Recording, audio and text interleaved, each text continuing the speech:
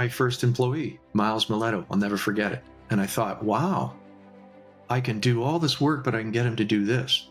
And that's where it kind of started with, how do you motivate people? It's all well and fine. You've got all this knowledge and you can read books, but if you don't teach it to others and practice it. So the franchise that I got involved with was Bob Burnham, the very beginning. And Bob and he was a mentor to me early on. Why? Because I could talk with him about the books that he's reading, that I'm reading, and we had this great mindset, this like what's his name, Napoleon talks about, right? The mastermind. And back then you couldn't just go on the internet. There was no internet where there was no coaches. Your books were your mentors. Welcome to the podcast. Nathan Newberry here, your host. I have Jeff McCallum here on our call today. Super pumped to have him and hear about his story and success, just because he's been in the service-based industry, just an amazing guy. He's an author. He's a musician. He's a family man. He has kids, grandkids. Like, he is a very cool guy to sit and talk with. He's also into fitness now with this fitness transformation he's done. We'll dive into some of those things together. And then in his coaching company that he has, helping business owners that are in the service-based industry. Before we go into his life, I really want to just mention that we have a free gift down below in the show notes. I want you to make sure you're able to get to this. Most people want to build an authority online, but they're just have missing pieces around what it takes to market their company and to know what it looks like to build sales teams and doing it right. So if you want to know about that training, check it out below. It's my gift to you. I want to make sure that you're able to check that out. Jeff, super glad you're here. Jumping right into the conversation here. What does high performance mean to you? What does that look like? The day-to-day life? Hey, Nathan, pleasure to be here. What does high performance mean to me? It is probably, in the circles that you run, it's probably boring to you, but to me, it's discipline and consistency and all the above. And for years, I don't even think I could actually label what I was doing. I didn't know until I would say the last couple of years what that actually meant. I thought everyone was like me, but apparently not. When it comes to, for me, that's it. Consistency and discipline. I love that. You do in your lifetime, you've done quite a few different things. You've exited, a few service-based businesses, you're a coaching company, you're a family man, you do fitness. Like, tell us what you do right now that you're helping and serving people so they can really get a good understanding about who they're talking to and listening to here. Well, I think I want to show as an example to people that are, my age. I'm 62. And when I get a lot of young people ask me, well, how'd you do it? They see the vehicles, they see the house, they see my success, and they're like, hey, well, how did you do it, Jeff? And I want to be that example that I, similar to Dan Martell. Dan Martell is my mentor. I love hanging with him because he's got a great vibe. Well, I've got the same, I like to think, at 62. So I want to, for me, it's anything I learn. If I can teach that through the group coaching, I prefer that. One-on-one is good. If you can nail me down for one-on-one, great. I've done a few of those, but I prefer the group coaching because life is about learning. And then if you can learn, if you can spend the time learning new things and teach, of course, that just drives a point home. So I think that's really, and again, that can be all the different weird businesses that I've been in. I've got a little experience in all these different, especially the service industry, but people industry. I love leadership. I love mentoring. The whole reason for getting into coaching and consulting was my years of experience with other business owners, but mainly employees. Anytime I hired an employee, I was a good mentor to them. I've got people in the companies that I sold, 4 years back that are still in the company. They're pushing 20 years, some of these people. And I know it had to do with culture. And I know that came from teaching leadership and actually listening to people and caring for where they wanted to go, type of thing. Human potentiality. Love it, man. I love that. Well, I want to dive into a little bit more on that in a minute. But before you guys listen here, make sure to subscribe, make sure to like, make sure to write a review because we're going to dive into some of the story of Jeff's life here that is going to be really interesting. But I just want to make sure you're able to do that before we dive in here any further here. But Jeff, like the success that you have now, it all started at the very beginning.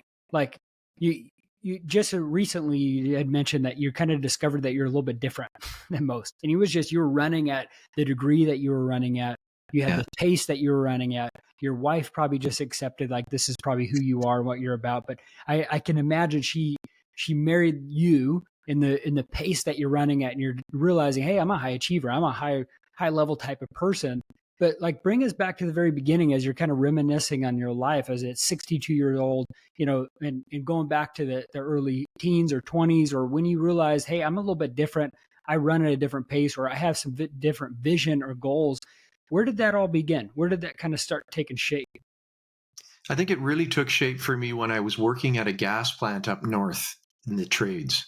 And I got a taste of I have zero mechanical aptitude. And I knew that when I out of high school because I was a musician. What was I doing? Well, I was in band practice all the time and it was all about music. I had big dreams. I wanted to be a rock star. 80,000 people, outdoor coliseum. That was my Mm, goal. So along with that, a lot of people mock you for that kind of thing when you're younger, right?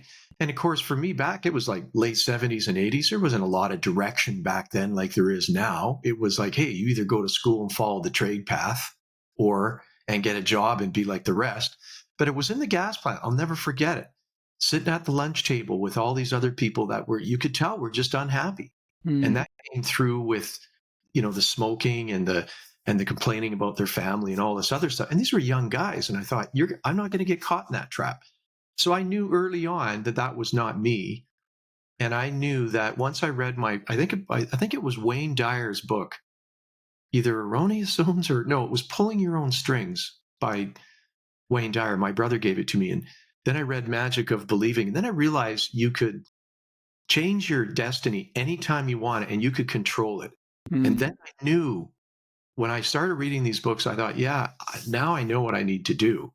I'm okay. It's okay to dream big. It's okay to be a little bit whacked, and it's okay to get criticized all the time. For What age were you at that time? geez, I was like, okay, so I graduated in my 20s. It was Your like 20s. early 20s. I didn't start early. I was always a big dreamer, man. I spent a lot of time at jobs I did not like, but I was lucky that I could get out of that gas plant and go south and I bought a little business and got that going and learned how paperwork worked. And I bought a taxi business. Out of Mm. all that taught me empathy for people. And it also taught me, I became cynical after a couple of years, but it taught me how to hire people, how to do paperwork, how cash flow worked, everything. It was almost learning the hard way and being around people that are sort of, lack of a better term, downtrodden. They have no cash. So they're taking taxis everywhere. There wasn't Uber and. So it was interesting. I just thought, I'm getting out of the north. I got to go do this.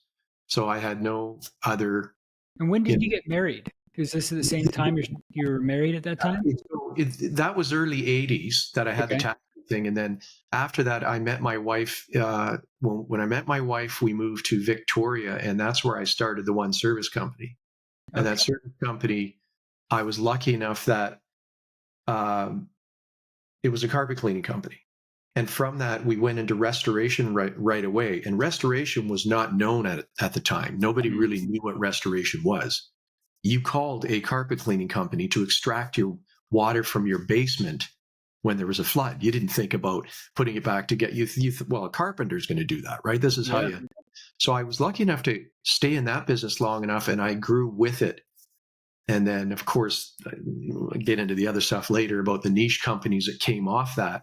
But it did millions, and then we ended up starting some other company offshoots of that, which I really love. I Yeah. love the whole talk about little niche businesses Yeah, and everything. let's talk about that because I Yeah. think most of the time people think of, hey, I got to be in a create a business that's sexy or, be a part of a business. Like you chose, and you had mentioned this is like they're quote unquote boring companies, but they're like they're needed companies, and you bought one and then you built one, it sounded like, when you moved to Victoria, Canada. But like, tell us a little bit about that. Like, it's Well, not okay, something you were necessarily proud of. Like when you had a conversation with your wife, like, hey, I'm in the cleaning business. Like, yeah. it's not something that you always like are high and mighty saying, "Ah, man, I'm talking about this." Like, what got you into something like that to decide and lean in and go all in with that type of a business?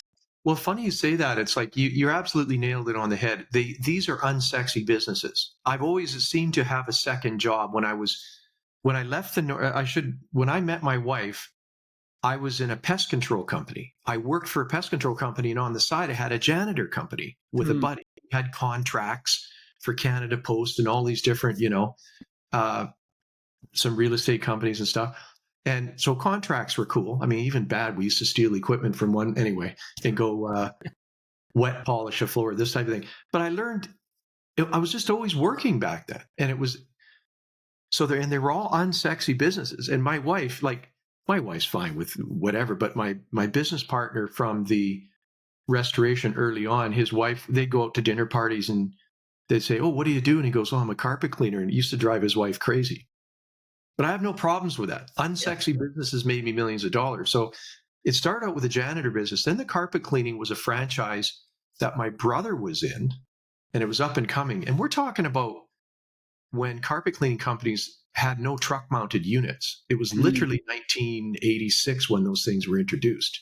Before they were using floor polishers. So I was kind of lucky to get into that as well, because as soon as you get a truck mount, you just made way more money. Anyhow, that's kind of how is this always having this side hustle for me How did was you see the writing on the wall of that blue ocean that turned into huge, like before restoration companies, and now those are big things. Like there's so many different restoration here in the States, especially. That's a big contracts to get. Like, and you were a pioneer in that, and you saw the writing on the wall. How did you see that out of all the different service based businesses that you could have started or did?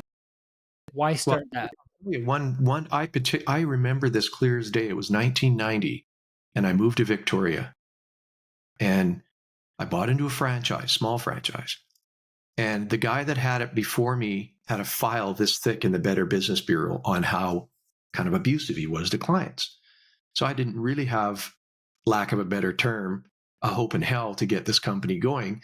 But one thing I found out was I had one person phone me one day and say, "I have water in my basement." I thought, okay, well, how do I charge this out? I went over and extracted. Well, once I learned that, we had a storm in Victoria one year, and it was really bad that same year, right? And I phoned up probably every property management company I had, and back then I had a pager, a numeric. That Mm. was it, and they'd page me with 911, and I called them on a Friday, got on the phone, phoned as many as I could. By the weekend, I made more money in that weekend than I did all year being in that town. I was only in Victoria one year. Mm. Then we moved into where I live now to the Okanagan. And when I got here, I just focused on restoration, one flood after another. When somebody calls you for a claim, that can be thousands of dollars. And back then it was $2,000 or $3,000 for a hot water tank, for example. Now it's, 10 to 15 to 20 grand for just emergency. When I say just emergency, that's your bill just to clean it up. Mm. And don't get me started on things like, I know this is weird. This is talk Yeah. about unsexy, but body cleanup, that kind of stuff. Oh yeah, that would Huge be. money niche. So these are really weird niches. There's so many weird niches in the restoration anyway that people don't, anyhow. Let me ask you this, Yeah. as I'm thinking about it. It's like growing a business. I've seen a lot of businesses suffer when it's just them because they don't know how to lead. They don't know how to hire the right people, pay the right people. Or one time it goes sideways, and so they decide, hey, it's just not for me, or they have challenges with an employee. What made that leap for you? Was it that same year that you're like, hey, I can't do this on my own. I got to start building team to be able to really kind of manage this. How did you go about that Well, leadership journey and hiring the right people? my first employee, Miles Mileto, I'll never forget it. And I thought, wow, I can do all this work, but I can get him to do this. And that's where it kind of started with, how do you motivate people? It's all well and fine. You've got all this knowledge and you can read books, but if you don't teach it to others and practice it. So the franchisee, or the franchise that I got involved with, was Bob Burnham, the very beginning. And Bob and I, he was a mentor to me early on. Why? Because I could talk with him about the books that he's reading, that I'm reading, and we could almost, we had this great mindset, this what's his name, Napoleon talks about, right? The mastermind. Mm. And back then, you couldn't just go on the internet. There was no internet, where there was no coaches. Your books were your mentors, right? And if you could discuss that with somebody else, I was lucky enough to have Bob in my life for that. And again, when I said to him one day, I said, yeah, carpet cleaning is all well and fine, but I love this restoration. So hired one person, then I hired another one, then I bought another van, then I bought a bigger cube van, and then the rest just took off. But it was, boy, there was years in there where I was starving, I'll be honest, Mm. because you wanted to put money into the business. Every time there was a new piece of technology that came out, I needed it. I wanted it because I knew I could make what? More money, right? Yeah. Especially if you think about the rental business, for example, that buying another fan is like buying another employee, a fan to dry a building out, right? So I'd go out and buy a desiccant dehumidifier, which would dry a hardwood floor down. Well, you get paid thousands to dry a hardwood floor instead of tearing it out. That stuff I loved. So I did whatever it took to get the right people. And it wasn't easy, man. Business is not easy. People make it sound easy. It's not. It takes time and energy, and it takes focus. And I was talking to somebody about this the other day. You don't sit and nobody asks you along the way how you did it. You're just doing your thing. And that all comes from this burning desire that you've had. And I know a lot of self-help people talk about that. It's that you're made for something bigger, better, stronger, faster. Because most entrepreneurs are half crazy and they all have this burning desire. I was just lucky enough to be able to get it out. And I talk. I love talking, and it drives my wife nuts sometimes. We'll go to a dinner party or something, and I'm talking to everybody, and she's type B. I think I could be married to a type A, though, because that type A would drive me nuts. Anyhow, I don't want to get too far off topic, but yeah. Let me ask you about that characteristic that you have. Like, we entrepreneurs are cut from a different cloth. They're just a different level. Yeah. And there's a lot of great entrepreneurs that have that drive but fail and then just end up in the weeds and not doing the best. And then there's some people that take that violence and obsession that they have about their vision and their life, and death or high water, like they figure out how to make it happen. How did you go with trying to fix and switch into this, especially with coaching other entrepreneurs and business owners? Like, how do you help coach someone up to have a stronger mental power and strength, as well as like instill that driver and clarity around how to do what they need to do in their business? I was brought up with a father that was in the Navy, and I always think about him in terms of, my father was black and white. There was no gray. I'm not talking about he'd bounce a quarter off my bed if I didn't make it properly. I'm talking about he was a very empathetic man. He knew people. Like, he could, like, I think I got empathy from him. And this is key for me. When you think about how I got through all that, is I got rid of my ego early. I was a very empathetic person because of my dad, the way he brought me up. I knew that I brought that to my leadership. An example, when I'm in the taxi business, I see people that are downtrodden, and I don't sit there and go, well, look at you. I learned early on how to empathy. I'm going to get there with this answer, but empathy is key, because you have to get out of your own way. First of all, before you can put anything new into your brain, you have to get out of your own way. And most people are caught up with, I got to pay the bills. I look this way. I look that way. You're judging yourself so harshly, you can't get ahead. That's why I think communication is absolute key. And I have a quote that I live by, and everyone at the office used to know this, and it's called, the quote is, would you rather be right or successful? I say that all the time. Do you want to spend your time being right, drawing the line in the sand with people in any conversation, even if you have the answer yourself? It Mm. doesn't matter. Success matters. Your success, your mindset, your families. I always worked uh, towards this lifestyle in my brain, what it would look like, right? Mm.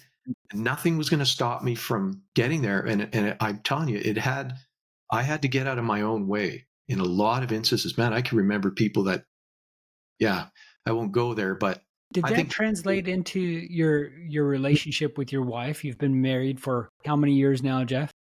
almost 40. Yeah. And then you've raised some amazing kids that's Yeah. raising amazing grandkids of yours. Yeah. And your kids are also entrepreneurs and very skilled and creative people. I see it quite a bit as business owners.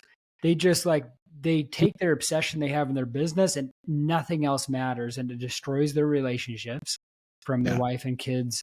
And then they sit back after, they've sold a company. They're like, what was it for? I wasted it. We see examples of this like with Steve Jobs, right? Where he had kids, but none of them want to talk with him, and it was just so obsessed and dented the world, but Yeah. at what cost? And now you have a great relationship with your wife and kids. Like, was it that empathy or what was it? Or even the communication, skills that you're talking about that helped bridge that gap where they saw you, they connected with you, they were able to be a part of the journey with you in essence. Well, I think I've seen both sides of it. When I was earlier, when I had big dreams of being in a band, okay, I was in a band and being a rock star. When you're in a rock star, you're young in the 70s, it was about smoking pot and drinking and being a buffoon, I call it. Hmm. When you learn about that lifestyle early on, you realize, well, this isn't the answer. I didn't end up in prison, but I was in jail one night for mouthing off to a cop while I was drunk. I get all that. Everyone's got these sort of downtrodden stories, and I've got mine too. But I don't, I early on, and I don't know what it was. I didn't have goals written down. I just had a vision. And the vision to me was family with balance. I Hmm. have this other quote I live by. It's called I love this quote. Whenever I get ahead of myself, whenever I need to be drawn back, I go easy and relaxed manner. I am going to make $1 million in an easy and relaxed manner. That goal, Bob and I wrote out when we had the publishing company. That was another story. And I found that little sheet of paper. It was in my leather day timer. I found that in I think it was 2012 or 15 or something.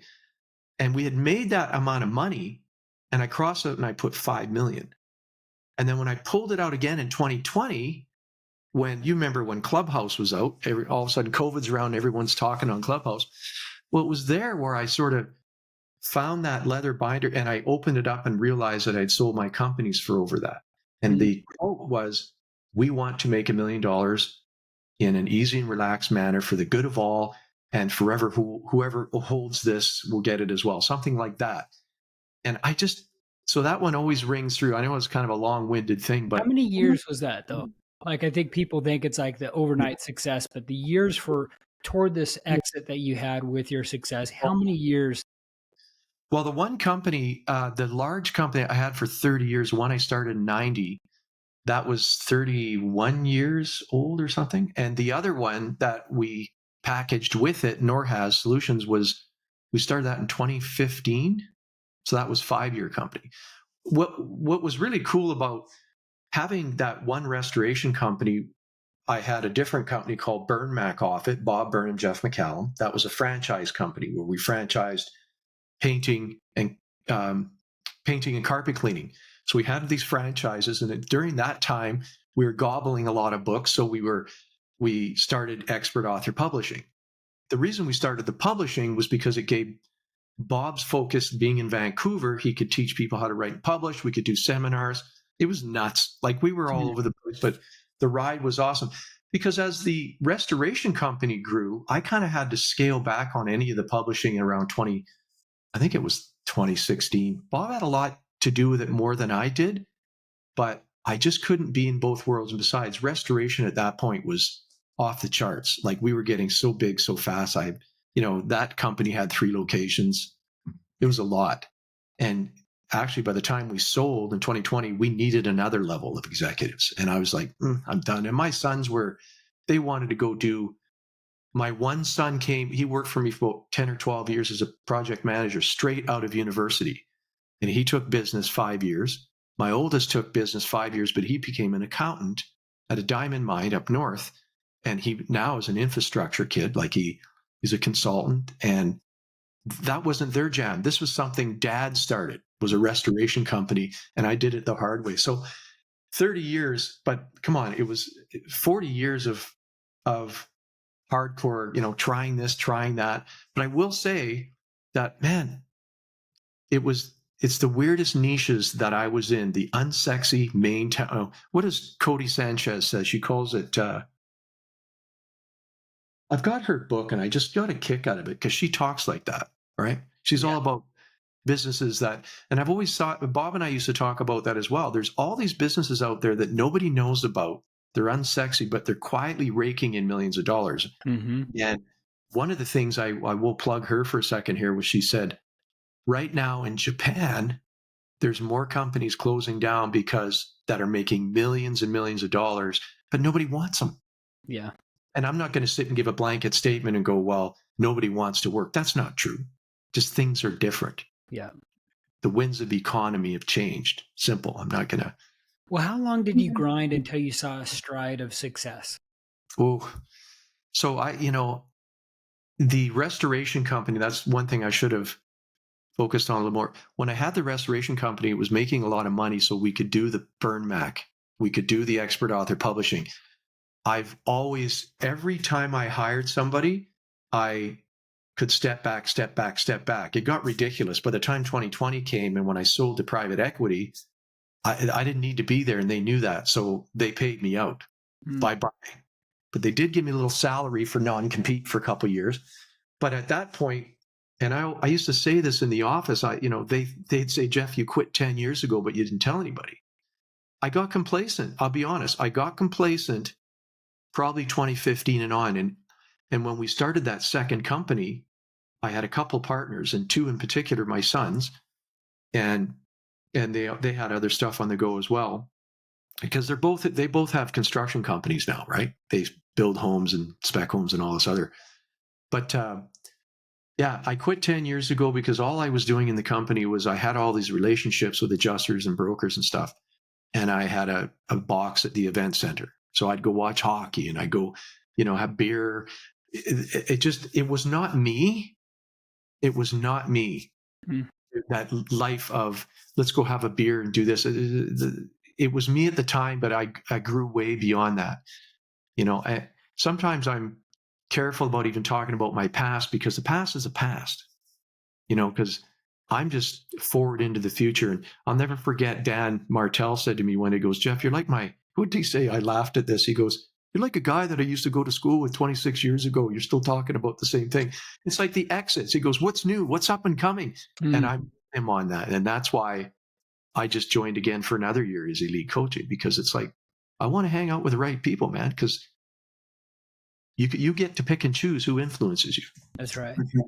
What was the awakening factor then for you on that? Like, what was the line in the sand moment for you? Because I know after people hit some strides, it's like they could sit in their laurels and chill. But what was something that kind of rattled you, that kind of gave you clarity of like, hey, I need to move forward and get bigger, get better, get clarity, and making some of those big shifts?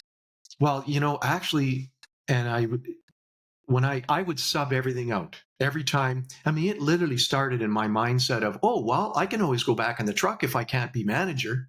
And then once I became, hired a manager, well, I can always be manager if I went back and forth in my head like this. And I just woke up one day and said, I didn't have an office at any of these locations.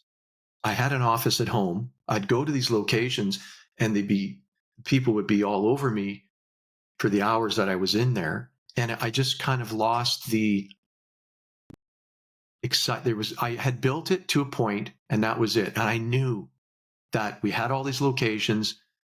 This is perfect time to get out and do what I really want to do. And that's teach other people, be there for other people with an empathetic ear, and help. People have got so much potential. They don't realize that And I've proven that at 62, I work out every day and I feel really good. I push my body at 62. Dan even said this to me the other day, and I give him kudos for this. He says, Jeff, you're at the top of your peer chain. You got to go find some new people. I'm not going to be the guy that's sitting on the golf course at 63 twiddling my thumbs. Yeah. Anyway, for me, does it feel good and different to be able to say I can do that? well, I'll tell you, sometimes when you get doubtful about what you're doing, because I'm hard on myself. Like when I say I'm hard on myself, all entrepreneurs are. If you're over here doing this, your mind's over here going, well, I should be doing this. Yeah. And you're always chasing your tail. And for years, I was used to that. When the restoration industry that I was in, you had to be 12 steps ahead of the customer so that you didn't want the customer phoning you or the adjuster complaining, right? You'd be in bed going, okay, well, you're in bed thinking about, are you going to make payroll the next day when you're really stretched out there financially? But then when it comes to customer service, which by the way, I built my whole business on customer service. I mean, I ran a company out of town because of customer service. And again, that comes down to, I'm going to say that word again, empathy for people. Mm. And I can't emphasize that enough. So anyhow, yeah, when you ask, where did it probably 3 years where I finally woke up and just said, dude, I got to move on. I know I answered that once, but there's no sort of, yeah. So you're And coaching now. one other thing too. Yeah. When you turn 40, when you turn 50, and when you turn 60. You just know. If you're doing it right, And does that mean it's almost like I find this business online coaching consulting completely different than brick and mortar for me. Brick and mortar was like pick up the phone, take somebody in an office where this is different. You got to email, you have to WhatsApp, you have to all these. It's different for me. Yeah. I have a virtual assistant, and that's fine. I've been at this for about 2 years almost, but I'm interested in learning, and I'm interested. Yeah. But you're right. I could easily just go sit on the golf course and enjoy my wealth as well.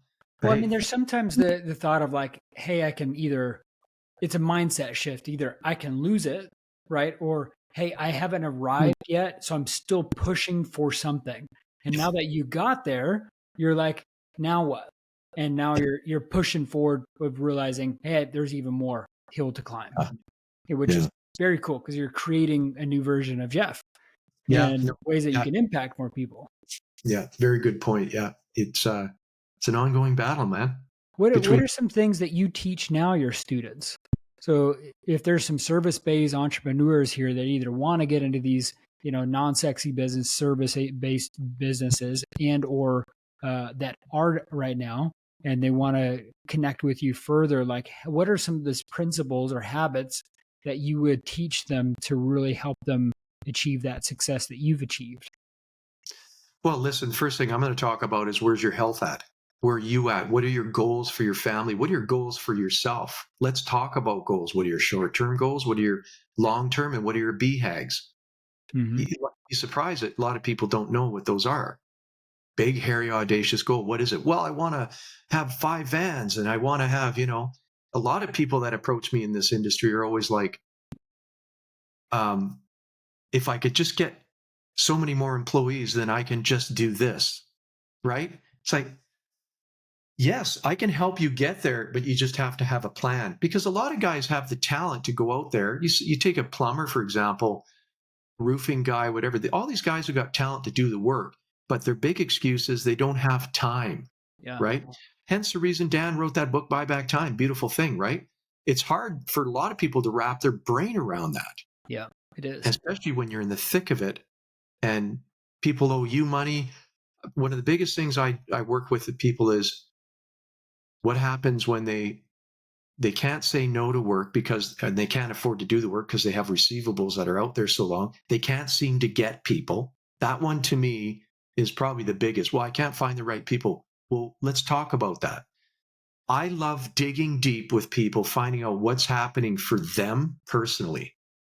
Because not one shoe fits all. It just doesn't. I have a company that's actually part of a franchise. And even the franchise won't, they just don't look after this person like they should. Mm. So they came to me. It's like, what do you think, Jeff? I said, well, you should do this and this and this. Everything is a different custom fit because, of course, you're always going to do the health mindset. I will do that more now than ever. I do that. I talk to them about being disciplined and consistent and really showing up for yourself. Most people don't honor their own schedule. They break it and then they wonder. You know, here's an example. It's like you get people, when we had the franchise company, had all these franchisees on a Friday, they were all pumped because like the day's ending, the weekend, they're going to enjoy it with their family. By Monday morning, they're burnt out. They come into the meetings Monday morning and they're like, you have to remotivate them for the whole hour in order to introduce a new idea to them. Well, how about you just stay consistent?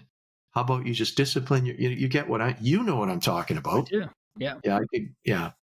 I could go off the deep end on that one, but there is, it's custom. It is a custom thing with me coaching. It's like, I want to know what makes you tick and what your goals are. Do you want to make more money?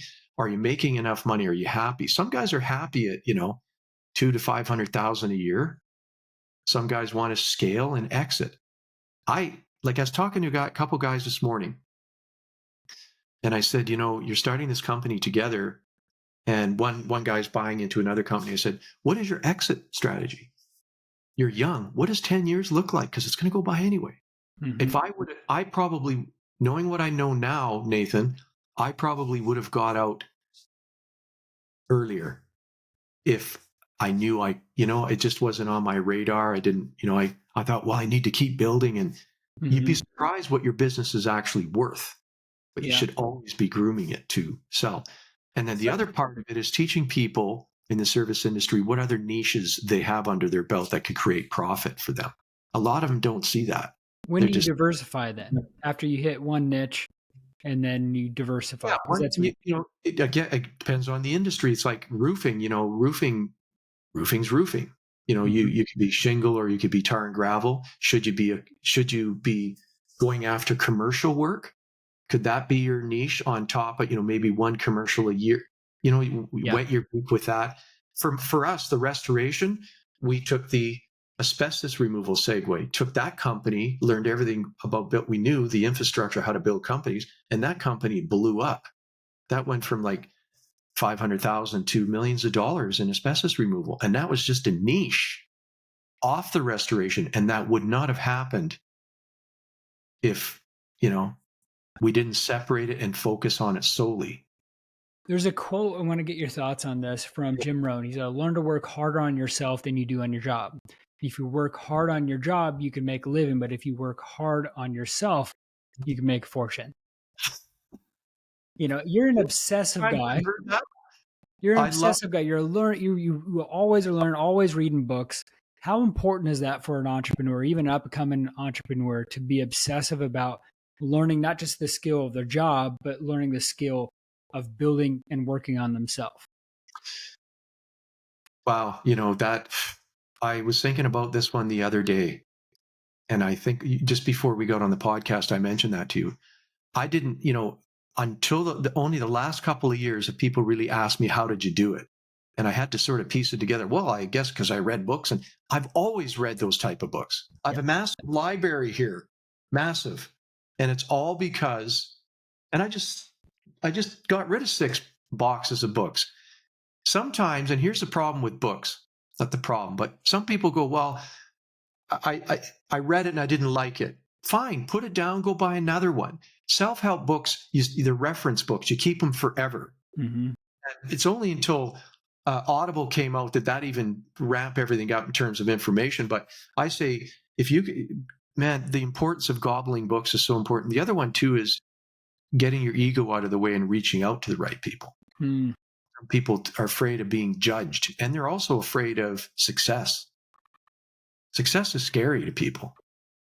You figure that if you reach out to somebody, they're going to make you successful. Are you ready for it? Some Yeah. just aren't ready for it. But I would say those habits of, man, even if you don't work out, if you don't want to get off the couch, then read. But then don't just hang on to that reading. You have to I call it, you have to go out and teach. You have to guinea pig somebody, you have to, and then that's where the hanging around with the like-minded people, it's a game changer too, right? Yeah. Yeah. Yeah.